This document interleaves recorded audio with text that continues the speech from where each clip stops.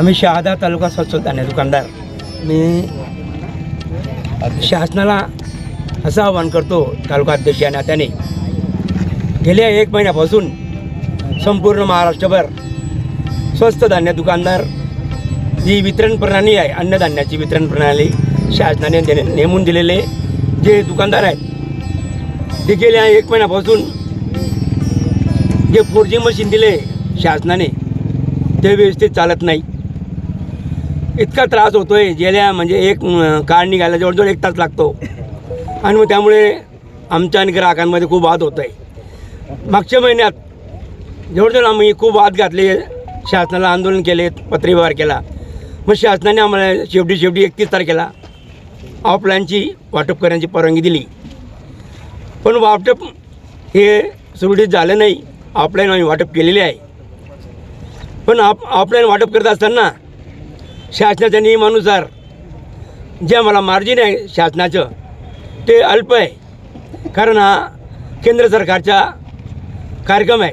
हा जो अन्न सध्या जे मोफत अन्न दिलं जातं हे केंद्र सरकारच्या मार्फत दिलं जातं आणि हे ग्राहकांना मोफत दिलं जातं। तर आम्हाला दुकानदारांना त्याचा मार्जिन आहे 150 रुपये।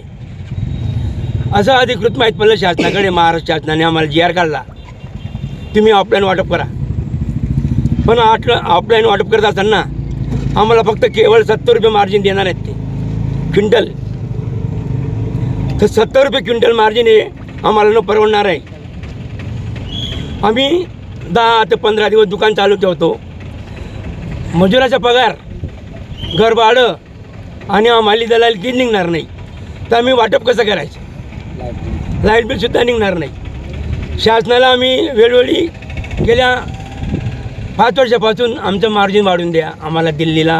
आम्ही दिल्लीला गेलो, महाराष्ट्रातनं परराज्यातले लोक मोठे संपूर्ण आमचं एक राजेश आंबुसकर म्हणून आमचे नेते आहेत, त्यांनी ऑल इंडिया ओव्हर आंदोलन केलं, पण शासनाने केंद्र शासनाने आमची दखल घेतली नाही आणि आजही दखल घेत नाही।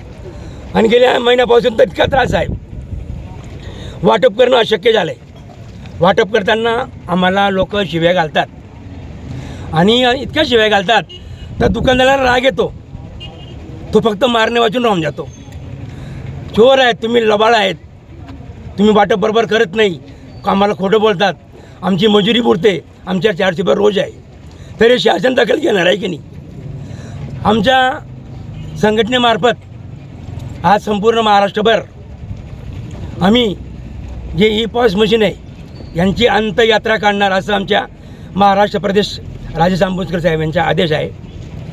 त्या आदेशानुसार आज संपूर्ण महाराष्ट्रभर हे ई-पॉस मशीन अंतयात्रेचा कार्यक्रम चालू ठेवलेला आहे। संपूर्ण महाराष्ट्रभर आम्ही तहसील कार्यालय, कलेक्टर ऑफिसर हा ई-पॉस मशीन अंतयात्रा काढून तहसीलदार साहेबांच्याकडे सुपूर्द करणार आहोत। आणि तुम्ही आमची शासनाकडे एवढीच मागणी आहे, ऑगस्ट महिन्यामध्ये खूप सण आहेत, सण त्योहाराला वाटप करताना वाटप कसं करावं? ऑफलाईन तर आम्हाला बिलकुल परवडणार नाही, आम्हाला ऑनलाईन वाटप करायची आहे, ही आमची आग्रहाची विनंती आहे। आणि येत्या 8 दिवसात ही ऑफलाईनची व्यवस्था आणि ई-पॉस मशीन सुरळीत करावे, जेणेकरून ग्राहकांचा आमचा वाद होणार नाही, एवढीच विनंती करतो, थांबतो।